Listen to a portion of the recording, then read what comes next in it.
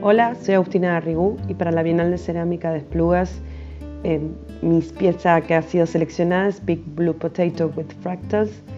Viene de la colección mía de potatoides, en donde yo exploro como ser geologías imaginarias, en donde uso estas formas indefinidas para experimentar con esmaltes y combinación con diferentes materiales.